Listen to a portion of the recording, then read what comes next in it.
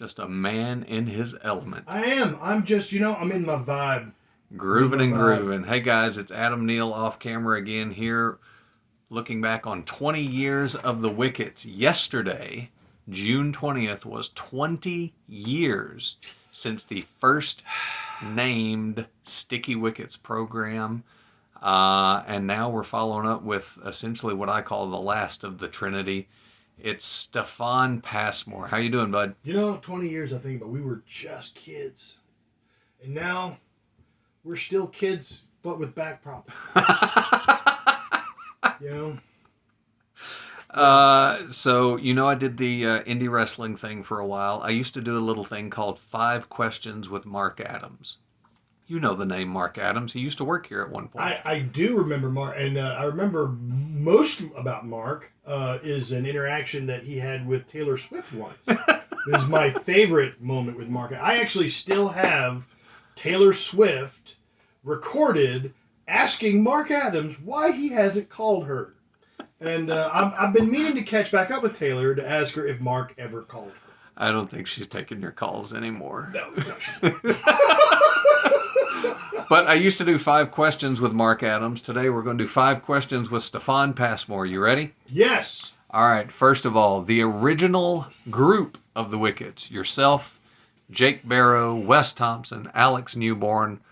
What can you tell us about meeting those gents? Bill Barnett. Bill Barnett. Don't leave Bill Barnett out. He hasn't been with us in 20 years, but Bill was arguably, in my opinion, one of the best of us in that early iteration. I mean, it's like I would never ever have said that I was a better improvisational comic than Bill. Bill routinely made me break. I mean, he would crack me up every time we did a show. So you can't leave Bill out. Okay. Can't leave Bill. Well, tell me about some first meetings or impressions with these guys and how y'all wound up on stage. All right. Well, first it was Jake that brought us together. All right, and you have to understand, like, Jake's an academic. Jake was a teacher. When I met Jake, he was teaching at the local high school. The first time I ever saw or met Jake, he was doing a production of I Hate Hamlet. That was the first time. That was my first ever encounter with Jake Barrow, and I was blown away by his talent and his skill. He brought us together as a improvisational comedy troupe because by that point we'd worked together a few times and he believed in all of us individually. Like the first time I ever met Wes was like my first year of college, and our original interaction was, he shook my hand and said, "Hey, I'm Wesley Thompson. Folks call me Whitey." And I was like, "Yeah, that's okay. Folks call me Whitey too." And Alex, I remember the stage was actually set for Alex and I to be rivals, actually, because before I met Alex, our specific friend group, which featured Wes and Bill, they all had known Alex for some time. I was the new kid coming in. This was in 1992. And I was like a huge Spider-Man fan and a huge Ghostbusters fan. And, they got to know that about me, but I hadn't met Alex yet, who they all were just like taking bets on who was the bigger nerd. Spoiler, it's Alex. Yeah. I can't. I'm just not. I can't. At 18, I was ready to go toe to toe. At 50, I'm like, you know what? I concede. Alex is way bigger nerd than me on all counts. I mean, he could out nerd just about anybody. But at the time, that was how the stage was set. Me and Alex were set to be rivals, like, ooh, who's going to be able to quote more lines from Ghostbusters, Steifon or Alex, that kind of thing. I mean, it was childish and stupid, but, we were kids. And as far as Bill and I had an acting class together. That's how I met Bill. And Bill is actually who brought me into that circle in the first place. He was just like, hey, all the, theater folks from University of North Alabama, he was just like, hey, you got to come see this kid that's in my acting class. He's pretty good. I think he'd be a good fit, for the group, blah, blah, blah. And, that was how I met all three of them.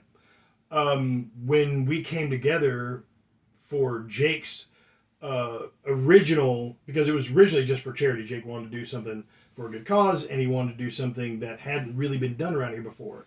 And I don't even think Whose Line was a thing. It wasn't even on TV yet I mean, nobody really knew that format of show, at least as far as the general public goes. But again, remember, Jake was an academic. So he brought us together, and and he built us this format for an improvisation show, and we had so much fun doing it. We decided to hell with it. We're going to do this, routinely. We're just going to keep doing it. And for a while, Jake was with us, but his career, took him different places, and I think he's actually retiring this year, if I'm not mistaken. But he's got his family in Huntsville, and he's like, I'm done. But Jake was really the grounding force in those early days. I mean, it's like, because we were just literally all over the place.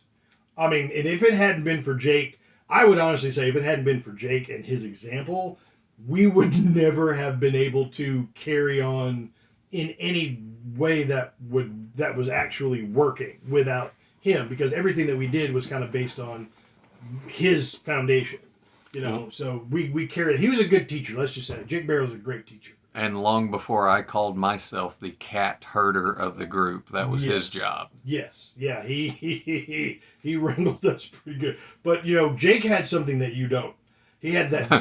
He had talent, skill, knowledge. Well, yeah, those things too. I was going to say he had the eye of the disciplinarian, when Jake was like, "All right, let's cut the BS." He just give you that look, and we would all just, "Yes, sir," and we just stop, Yeah, 17 years, I still haven't mastered that look with y'all. No. It's because I started as a fan. Mm-hmm. See, y'all started as equals. I came in as a fan. Yeah, that was the problem. You did. That's okay. Speaking of the improv shows, you said it was so much fun you wanted to keep going. Yeah. What is it about our shows? What is the thing to you that sets it apart from anything else, and why you've been doing it for 20 years now? Improv is a great tool for actors. You have to understand, if you're not someone who studies theater, improvisation is an actor's tool. It is. It is a way to sharpen your edge. It doesn't necessarily have to be comedic. It often can be comedic. When you're making stuff up as you go along, so to speak, it often does kind of lean into the comedic, but it doesn't have to be. You can effectively improv dramatic situations, and you see that actually a lot. In fact, a lot of actors that you love, you may or may not realize it, but in the films that they do, they improvise a lot of the really spectacular dramatic things that you see in film, and they make for great moments. And with that said, for me, that's what brings me back, is the electricity of, there's no script. You only have an idea of what's about to take place, and there's this pressure and this energy that comes with looking at the person or persons in that moment with you. And improv for me is all about trust. Like, in order for me to feel like the scene that we're about to do isn't going to suck, I have to know that I can trust you. Like, if I'm standing there opposite Wes or Michael Hill or Bill back in the day, like Bill, I trusted implicitly. There was never a moment that I was going to get up and do an improv scene with Bill that I worried that this was going to fall flat. And currently I feel that way with like Patrick. I'm like, okay, I trust Patrick implicitly, which is not to say that I don't trust any of the other guys. I trust all of you. But I'm just as an example. I mean, Patrick is probably one of my favorites ever to work with. Patrick, like Bill, very much like Bill, Patrick can just crack me up. And I know that I have to be on my level best if I'm opposite Patrick, because Patrick is going to steal it from me. He's going to steal it and run with it. And on occasion, improv, you have to do that. You have to kind of know when, all right, this isn't my moment. I'm gonna play the straight man in this, or I'm gonna give, as we say. We talk about the yes and rule and whatnot. And improv is a lot of give and take. And if all you're doing, I've been in improv scenes with people who only take, and they're harder to play against, to play opposite of. But if you've got improvisational comedians, actors who know when to give and when to take. Patrick is one of those. He knows when to give and when to take. But I find myself often in scenes with Patrick, I'm just like, you know what? I'm just going to give. I'm just going to give. And because he's way better than me, you know? And even in a couple of times, you know what? Interestingly enough, a couple of times we did perform with Jake. Jake is very, very much like that. I mean, Jake, if you give Jake, he will take it and run with it, you know? And that's always good. I look at myself, improvisationally speaking, I can look at myself as like, I'm the guy, and I think Alex has said something akin to this before, like, if it's going completely off the rails, I will pick up that slack. I will pick it up and run with it. That's ultimately what I will do. I will take it and just go, if it's going off the rails. So, but typically though, I'll give. I just give. Yeah. Side note, I always refer to you. We all sort of fall into our roles in the group dynamic. You are the one that I personally always count on when it's completely just falling apart. You're the guy who pokes his head up and goes, yeah, but what are we going to do about that? And get us right back on track. Yeah, and because that's, I think, linearly, and it's not always a good thing when it comes to like improv comedy, you know, to be so as linear as I am. Because I'm like, okay, so it's like, we've got this set up. These are the parameters that we're playing in. You know, it's like, oh, you're in a dentist's office. And then next thing you know, you're in a scene with like Alex and you're in like a spaceship and you're through the cosmos. I'm like, okay, wait, somewhere we left the dentist's office. I'm not sure how. I got to get us back to the dentist's office. And that's what but at the same time, if it's working, I'll just go with it. Like I said, you just got to know when to give and when to take. Absolutely. Are there any one or two particular shows that stand out in your memories? I know that's asking a lot. Yeah, oh gosh. Well, there's always the ones that we comment on, and the one that always stands out in my mind more than anything is when Demetrius Malone, because he played with us on a couple of shows. And Demetrius was young. I mean, he's a very talented writer, and he's doing so well right now. I couldn't be prouder of Demetrius. But when he was with us, he was very new. He was very green. He was young. He was the youngest, you know, on stage with us. And there was the setup where we were supposed to be in a leper colony, and all of it was like me, Alex, and I think Wes, maybe. Or Bill, I can't remember who it was. It was like me and Wes for sure, and there was one other one, and then Demetrius. But I think it was me, Alex, and Wes. And we were in a leper colony, and we were, you know, we were playing the scene as lepers. And then Demetrius suddenly launches into this Irish accent after he hadn't spoke not once. He hadn't spoken the entire scene. Right? He's like, we're at least like a minute in. And he's been just kind of standing there watching us. And then suddenly he's just like, oh, is he going to, you don't have to be putting on. And we just kind of stopped and we looked at him. We're like, what the hell are you talking? And then Alex was like, leper, not leprechaun. We're lepers. We're lepers. And of course that just shut the scene down because Demetrius realized his mistake. He misunderstood leper. He heard leprechaun, and he started doing this Irish accent, and that was probably my favorite moment. There have been others. Alex is probably one of my favorites to work with, and one of my least favorites to work with at the same time. I'm not casting any dispersions at Alex Newbern. I love the man, I do, but frankly, you never know which Alex you're going to get. You never know when he walks in which Alex you're going to get. If you got Alex on a good day, it's going to be awesome. If you got Alex on a bad day, well, I hope your insurance is paid up. There was you remember the incident where the trainer at SeaWorld was tragically, killed by the killer whale, the orca. Remember? Yeah. And this was many years ago. Well, we did a show immediately after that, and Carrie Klaus was one of our auxiliary members. Carrie Klaus was on with us, and Carrie has a very, very, very short boundary for BS. She's like, none of your crap. All right. She's like, we're gonna do this. We're gonna have a good show, and we're not gonna piss anybody off. We're not going to offend anybody. We're not going to do anything off color. We're not going to, we're not going to push the envelope in a way that is, inappropriate. So before we did that show that night, she said, I'm going to say this at the beginning. No jokes about SeaWorld and killer whales. No, we're not going to cross that line. Well, if you draw a line in the sand, Alex Newburn's going to look at it and be like, oh, that line? That line. And he's going to step right over it at his first opportunity, which at halfway through the show, that's exactly what he did. And I'll never forget being really uncomfortable in that moment on stage with Alex going right to the SeaWorld joke, whatever the joke was. All I remember is looking over at Carrie, and she's just, like you could see fire.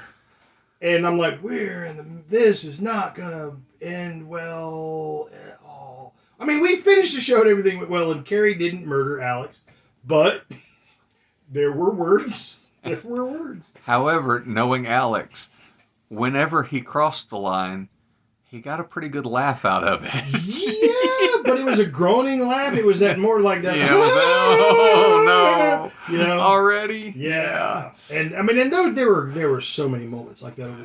Oh my goodness, there were so many moments like that. Speaking of those moments, is there a favorite character or joke that you personally have introduced over the years? The only thing I can think of it was my nuclear option. If a scene wasn't going right, and I'm like, okay, how am I going to save this? Especially if it was one where there was like 3 or more of us and we're working. I did that thing where I would take my shirt and tuck it up under here and pull it down at the, and like that. And the minute I would do that, the whole crowd would just erupt because I'm a grown man with my shirt, all tucked up under myself, gut hanging out. It's hysterical, right? So it didn't really matter just how bad the scene was taking. I would just do that. And I was just like, all right, let's just do it. And I would flip my shirt and we would just carry on the scene from there. And the crowd would just be dying. You say that's your nuclear option, but I'm pretty sure you've entered scenes that way. I have, actually. There have been times when I'm like, okay, and maybe when we played like superhero or something like that. Yeah, maybe. I believe I have entered scenes that way. Just like, you know what? I'm just gonna go ahead and let's just have fun. Yeah, we're just gonna blow the doors off at the up from the top. What about other people? Any characters or jokes that really stand out over the years? Nothing, without groaning? Nothing that really comes to mind. I will say one of my favorite ensemble moments was when we did. I forget the name of the game, but it's basically where I think it's like Helping Hands. Is that what it's called? Where I put my hands behind my back, and then like Wes stood behind me and put his arms through, and we were doing a cooking show. And so he's behind me with I had my hands like this, and he's behind me, so his arms are out front. So we look goofy as hell already. And there's this table, but this particular show, we actually had props. Like there were bowls full of like flour and other various things.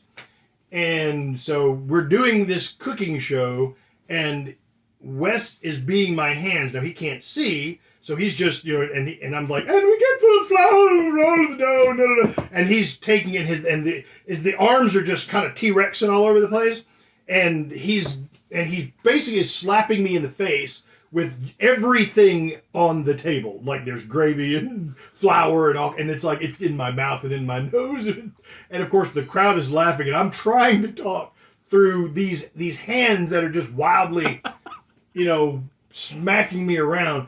That's probably one of my favorite single ensemble moments from the past 20 years. It was stuff like that, Well, you just said it again. 20 years, more than that actually, but 20 years since first under the banner of Sticky Wickets. Now shortened to the Wickets because we got rid of Wes and took a shower. Anything else come to mind? Anything else to say? Just that I've enjoyed every year and every variation that because I think we had to see Laura was a Wicket at one point. We had Anna Tidwell was a Wicket at one point, and Carrie, obviously I mentioned. Michael Hill came in and took us up a notch. Obviously the addition of Patrick has just been amazing. Jay Bradley. Sandlin and Michael Bradley.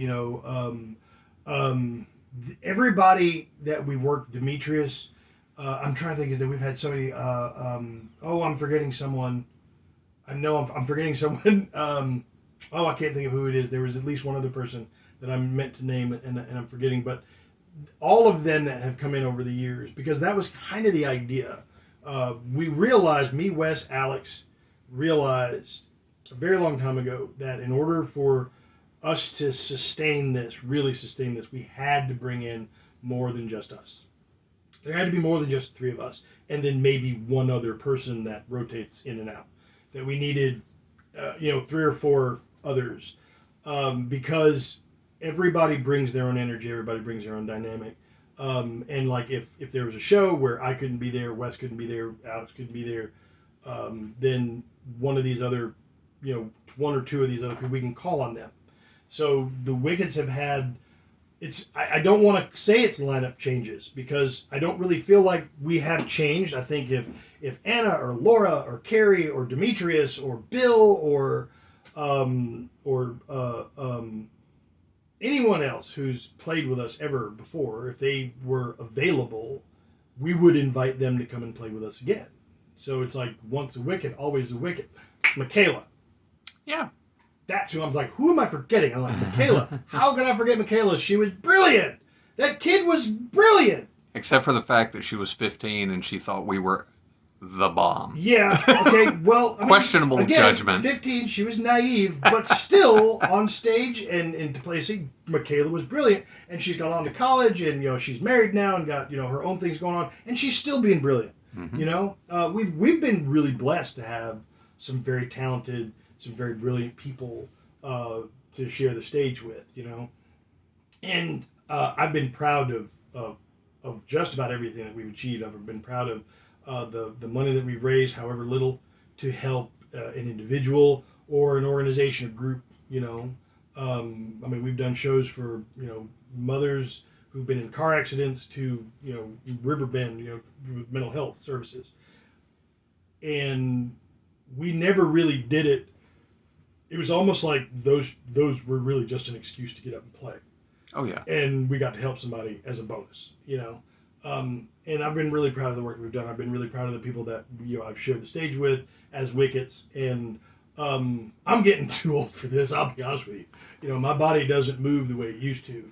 But I do enjoy seeing, like you, Adam, who you started out watching us and saying, I want to do that. And then we just recently had auditions where people came to, and they're like, I've watched you guys do this for years. I want to do that too. That always really makes me happy to see that. I like that next generation thing. I like seeing, what the younger folks who actually have. S22. I didn't call you. I didn't ring your bell. I like seeing what the next generation's going to bring, and so I get to enjoy that. So even as I age out, because I really think I'm aging out, my back is saying you're aging out, dude. My knees are saying you're aging out. As I age out, I am curious to see, what the next iteration of what we do will be. Well, as you mentioned, as a guy who started in the audience, I had done my first community theater show under Alex. Later that same year, I met Wes in a show. Had no idea who you were at the time. Went to a Wickets show, and I was sitting there going, I want to do that. I want to be up there. Come to find out, not that much later, I wind up working for you for a little while. Me personally, first of all, as a fan, thank you for 20 years of getting up and being silly. You're welcome. And me personally, one of the moments that I'm proudest of still in my performance career was the first show I did with the Wickets over at Riverbend. And Wes and Alex, I was already comfortable with. And both of them seem to revere you as the more truly talented person. As you say, Alex is a bit of a machine gun. It's a little spray and pray at times. Yeah. But both of them revere you. They have this respect for you. So that rubbed off on me because I was so young and easily influenced. That's why I had the gender change and everything, of course. But And I support you. after that, we did that first Riverbend show, and I'm sitting there just nervous as all get out. We get back at intermission, and you turn to me and you go, "Yeah, you got it." And to this day, that's one of the compliments that has carried me through the last 17 or 18 years of the Wickets. So Well, from a fan to a star seems a little heavy, but co-star, castmate, whatever, 20 years of the Wickets. Thank you, Steifon. you got it, man. And hopefully we'll see everybody Saturday, July 8th, 7:30 p.m. at the Ritz. And a lot of these people Steifon's been talking about, they're coming out of the Wicket relocation program. They're going to be in town. So full of surprise guests and, of course, the OG himself.